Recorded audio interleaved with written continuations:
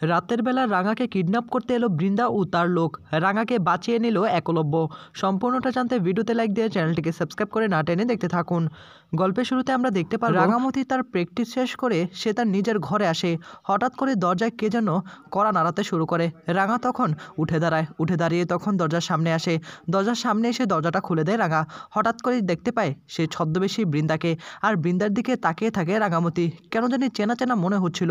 এদিকে বৃন্দা মালয়েশিয়ান ভাষায় কথা বলতে থাকে, আর তখনই রাঙা বলে, এই সেরেছে, আমি তো এই মালয়েশিয়ান ভাষা পারি না, কি করে ওকে আমি এখন বুঝাই। এদিকে বারবার তখন বৃন্দা মালয়েশিয়ান ভাষায় তাকে বোঝানোর চেষ্টা করছে যে সকলে ঘুরতে যাবে, তুমি কি ঘুরতে যাবে কিনা। তখনই আবার রাঙা বলে, আমি তো জানি না রে, আমি তো এইসব ভাষা জানি না, এখন কি করে যে ওকে আমি বুঝাই, আমি তো ইংলিশও পারি না, তুই কি বাংলা পারিস, বাংলা। বৃন্দা তখন বলে, Bengali, Bengali, okay I can understand. এই বলেই তখন বৃন্দা হাতে একটা মোবাইল নিয়ে নাটক শুরু করে, আর তখন মোবাইল দেখে দেখে বাংলা বলার চেষ্টা করে, তুমি কি আমাদের সঙ্গে ঘুরতে যাবে, বলছিলাম কি। তখনই আবার রাঙা বলে, এই যা, তুই তো ভালো বাংলা জানিস, তুই কি মোবাইল দেখে দেখে এই বাংলা বলছিস নাকি, খুব সুন্দর বাংলা বলছিস। বৃন্দা তখন বলে, সকলে যাবে, তুমি কি যাবে আমাদের সঙ্গে ঘুরতে, সকলে খুব মজা হবে, সকলে প্র্যাকটিস করে এসেছি তো, কালকে তো আমাদের টুর্নামেন্ট রয়েছে, এখন তুমি কি আমাদের সঙ্গে যেতে চাও। এদিকে রাঙা তখন বৃন্দার দিকে তাকিয়ে বলে, না রে, কালকে তো আমরা যেতে পারবো না, আমার ওপর দিয়ে অনেকটা ধকল গিয়েছে, বাড়িতে একটা বিয়ে ছিল, আমার ননদের বিয়ে, এখন এটা তোকে আমি কি করে বুঝাই কিছুই বুঝতে পারছি না, আমি যাবো না রে, তুই আমাকে মাফ কর। এই বলেই তখন রাঙা কথা বলতে থাকে। এদিকে বৃন্দা তখন সমস্ত কথাই মোবাইল দেখে দেখে বলে, আর তখনই রাঙা বলে, যাক, তুই বুঝতে পেরেছিস, তাহলে আমি তাহলে যাব না, তুই বরং এখান থেকে চলে যা। এদিকে বৃন্দা তখন রাঙার কথা মতো সেখান থেকে বাইরে চলে আসে, ভীষণ রকম রাখতে শুরু করে দেয় বৃন্দা। সেখান থেকে চলে যাচ্ছিল, হঠাৎ করে আবার একলব্যর সামনে পড়ে যায় বৃন্দা, আর তখনই বলে, এই সেরেছে, এখন যদি একলব্য আমাকে চিনে ফেলে। একলব্য তখন বৃন্দার মুখোমুখি হয়, আর তখনই বৃন্দা মাথাটা নিচু করে মালয়েশিয়ান কিছু একটা বলে সেখান থেকে ছুটে চলে যায়। রাঙা তখন ঘরে আসে, রাঙা ঘরে এসে তখন তার ব্যাগপত্রগুলো গুছিয়ে রাখার চেষ্টা করে, দরজায় আবারও কড়া নাড়াতে শুরু করে। একলব্য তখন দরজার সামনে দাঁড়িয়ে থাকে। রাঙা তখন বলে, কেমন লাগলো আজকের দিনটা। শোনো রাঙা, তোমাকে একটা কথা বলছিলাম আর কি, আজকে তো আমরা মালয়েশিয়াতে এসেছি, বাইরের দৃশ্যটা দেখতে পেলে কতটা সুন্দর লাগছে, তাই ভাবলাম আর কি তোমাকে নিয়ে যাব, একটু ঘুরবো, তারপর একটু রেস্টুরেন্টে খাওয়া দাওয়া করবো, তুমি কি যাবে আমার সঙ্গে। রাঙা তখন বলে, তুই কি আসলে আমাকে নিয়ে যাবি, আমাকে ঘুরতে নিয়ে যাবি, আবার ডিনার করাবি। তখনই একলব্য বলে, হ্যাঁ হ্যাঁ, তাহলে তোমার মন একদম ফ্রেশ হয়ে যাবে, কালকে তুমি খেলাটা খুব ভালো করে খেলতে পারবে। এখন তুমি কি বলছো, আমি তোমার সঙ্গে যেতে চাই, তুমি কি আমার সঙ্গে যেতে চাও। এদিকে রাঙা তো ভীষণ রকম খুশি। একলব্য তখন বলে, তাহলে চলো, তুমি রেডি হয়ে আসো, আমি তোমার জন্য অপেক্ষা করছি। একলব্যর মুখে এইসব কথা শুনে রাঙা তখন বলে, তুই একদম ঠিক কথাই বলেছিস, আমারও না ঘুরতে খুব মন চাচ্ছে রে, তার মধ্যে এত সুন্দর একটা জায়গা, কিন্তু এটা কি মানবে সংগ্রাম স্যার। এদিকে সংগ্রাম কিছুক্ষণ পরে সে বলে, রাঙা, তুমি কোথাও যেতে পারবে না, আমি তোমাকে বলে দিলাম, কালকে তোমার খেলা রয়েছে, টুর্নামেন্ট রয়েছে, সকালবেলা তোমাকে উঠতে হবে, এখন তুমি খাওয়া দাওয়া করবে, তারপর তুমি ঘুমিয়ে পড়বে, আর কোনো কাজ তুমি করতে পারবে না। এদিকে একলব্য দাঁড়িয়ে দাঁড়িয়ে ভীষণ রকম রাখতে শুরু করে দেয় সংগ্রাম সেনের উপর। সংগ্রাম তখন একলব্যের দিকে তাকে বলে, আপনি এসব উল্টাপাল্টা কথা কেন বলছেন, রাঙার হাতের অবস্থা ভালো না, তার মধ্যে আজকে প্র্যাকটিস করেছে, তার বিশ্রামের দরকার রয়েছে, কালকে টুর্নামেন্ট, আমরা এসেছি একটা টুর্নামেন্ট খেলার জন্য, তোমাকে নিয়ে আমরা স্বপ্ন দেখেছি, এখন যদি তুমি ঘুরতে বের হও, ডিনার করো, তাহলে তোমার কনসার্ট নষ্ট হয়ে যাবে, এটা আমি কোনোভাবেই হতে দিতে পারবো না।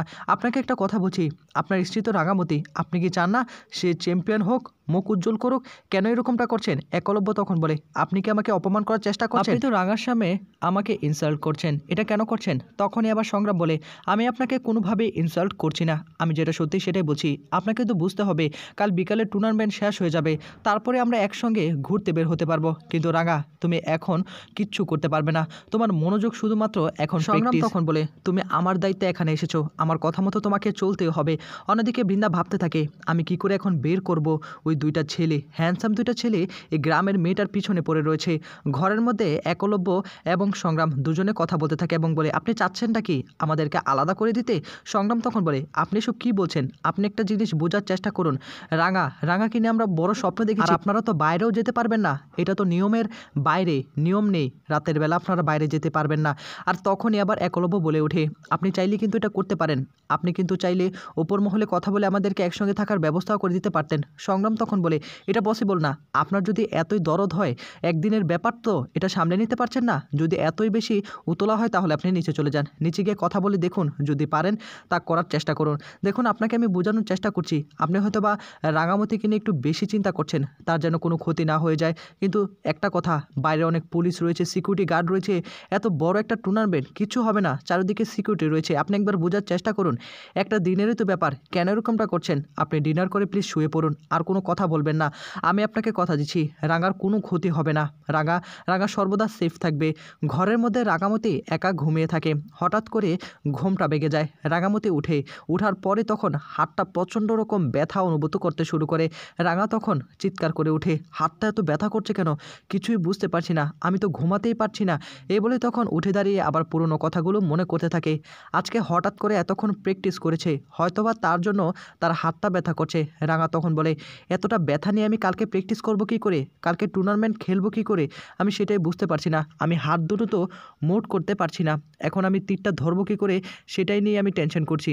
অন্যদিকে বাড়িতে রাঙাকে নিয়ে ভীষণ রকম চিন্তা করতে থাকে সকলে। আর তখনই সব্য এসে বলে, আমার কেন জানি মনে হচ্ছে বৃন্দা মালয়েশিয়াতে আছে। এই বলে তখন বৃন্দাকে অনেকবার ফোন করার চেষ্টা করে, কিন্তু বৃন্দা সে ফোনটা পেয়ে ফোনটা বারবার কেটে দিচ্ছে। সব্য তখন বলে, বৃন্দা আমার ফোন ধরছে না, আমি শিওর ও নিশ্চয়ই মালয়েশিয়াতে গিয়েছে রাঙার ক্ষতি করার জন্য। এখন আমি কি করব? এদিকে একলব্যর বাবা বলে, আগে রাঙাকে একটা ফোন কর, রাঙাকে ফোন করে সবটা জানিয়ে দে, রাঙা যেন সেফ থাকে, কোনো বিপদ আপদ যেন তাকে ছুঁতে না পারে, আমাদেরকে জানিয়ে দেওয়া উচিত হবে ওই বৃন্দা ওই মালয়েশিয়াতে আছে।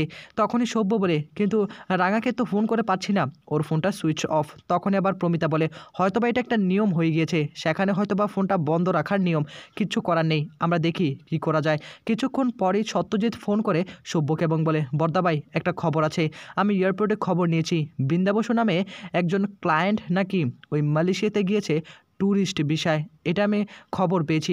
এ কথা জানতে পেরে সব্যর মাথায় আকাশ ভেঙে পড়ে। আমি আগেও সন্দেহ করেছিলাম। আর তখনই সব্য এসে বলেছিলাম না মা, বৃন্দা ঠিকই মালয়েশিয়াতে চলে গিয়েছে। তখনই আবার একলব্যর মা বলে, মেয়েটা কি করতে পারে, আমার রাঙাকে শেষ করে দেওয়ার জন্য শেষ মুহূর্তে ওই মালয়েশিয়াতে গেল। না, এভাবে ছেড়ে দেওয়া উচিত হবে না। অঙ্কুর তখন বলে, আমাদেরকে যে করে হোক রাঙাকে না হয় একলব্যকে এই বিষয়টা আগে জানাতে হবে, তা না হলে কিন্তু বড় ধরনের বিপদ হয়ে যেতে পারে। এদিকে রাঙামতি তার হাতের ব্যথা সে আর সহ্য করতে পারছে না। ঘরের লাইট জ্বালিয়ে সে নিজে তখন হাতটাকে ড্রেসিং করার চেষ্টা করে। হঠাৎ করে দেখা যাবে লোডশেডিং হয়। রাঙা তখন বলে, কি ব্যাপার, হঠাৎ করে লোডশেডিং? এত বড় হোটেলে কি লোডশেডিং হয় নাকি? অন্যদিকে বৃন্দা তার লোকদেরকে বলে, আমাদেরকে এই সুযোগে কাজটা করতে হবে, 10 মিনিটের মধ্যেই এই বাক্সের মধ্যে রাঙামতিকে ভরে ফেলতে হবে। এই বলেই তখন বৃন্দা তার লোকদেরকে নিয়ে একটা প্ল্যান সাজিয়ে ফেলে। হঠাৎ করে দেখা যাবে দরজায় কড়া নাড়াতে শুরু করে। তখনই আবার ঘুম ভেঙে যায় একলব্যর। একলব্য তখন উঠে বলে, কি ব্যাপার, এত বড় হোটেলে হঠাৎ করে লোডশেডিং হলো কেন? তখন আবার সংগ্রামকে প্রশ্ন করে, এটা তো হওয়ার কথা না, কেন হলো? আমাকে এক্ষুনি একবার ফোন করতে হবে রাঙাকে। তখনই সংগ্রাম বলে, রাঙাকে তো ফোন করা যাবে না, রাঙার ফোন তো সুইচ অফ, এখানে নিয়ম নেই। একলব্য এবং সংগ্রাম তখন বলে, আমরা গিয়ে একবার দেখি রাঙার কি অবস্থা। এদিকে রাঙামতি দরজা খুলে আর তখনই রাঙাকে বলে, আমরা লোডশেডিংয়ের পক্ষ থেকে এসেছি, ঘরের একটু কাজ করতে হবে, আপনি একবার বাইরে বেরিয়ে আসুন। রাঙা তখন বাইরে বেরিয়ে আসলে কয়েকজন মেয়ে মিলে তার মুখ চেপে ধরে এবং একটা বাক্সের মধ্যে তাকে ভরে ফেলার চেষ্টা করে। কিছুক্ষণ পরই তখন একলব্য, সংগ্রাম এবং সেখানে থাকা ম্যানেজমেন্টের সকল লোক সেখানে চলে আসে। আর এসেই দেখতে পায় রাঙামতিকে কে বা কারা যেন কিডন্যাপ করার চেষ্টা করছে। এটা দেখে একলব্য তখন চিৎকার করে ওঠে। সেখান থেকে বৃন্দা এবং তার লোকেরা পালিয়ে যায় আর রাঙাকে বাঁচিয়ে নেয় একলব্য এবং সংগ্রাম। রাঙাকে তখন ধরাধরি করে তাকে ঘরের ভিতর নিয়ে যায়। আর তখনই বৃন্দা বলে, এবারও পারলাম না আমি রাঙার কিচ্ছু করতে পারলাম না, এত বড় একটা সুযোগ ছিল, কি যে করি আমি। ঘরের মধ্যে একলব্য নিয়ে আসে রাঙাকে। একলব্য তখন সংগ্রামকে বলে, আপনি তো বলেছিলেন এখানে নাকি কোনো ত্রুটি হবে না, সিকিউরিটি রয়েছে, তার মধ্যে কীভাবে কাজটা হলো? বাইরে থেকে লোক এসে কিভাবে রাঙাকে কিডন্যাপ করলো? একলব্যর ফোনে ফোন করে সব্য। আর সব্য তখন বলে, শোন, তোদেরকে একটা কথা বলছি, বৃন্দা কিন্তু মালয়েশিয়াতে গিয়েছে, সত্যজিৎ আমাদেরকে ফোন করে জানিয়েছে। তখনই একলব্য বলে, হোয়াট, কি বললে? বড় বৌদি এখানে এসেছে? তখনই সব্য বলে, হ্যাঁ, তোদেরকে সাবধানে থাকতে হবে, রাঙাকে বলি সাবধানে যেন থাকে। তখনই রাঙা বলে, তার মানে বড় বৌদি এখানে আছে, তাই তো? আমি ছাড়বো না বড় বৌদিকে। তো বন্ধুরা, এই ছিল আজকের আপডেট। কেমন লাগলো অবশ্যই কমেন্ট করে জানান।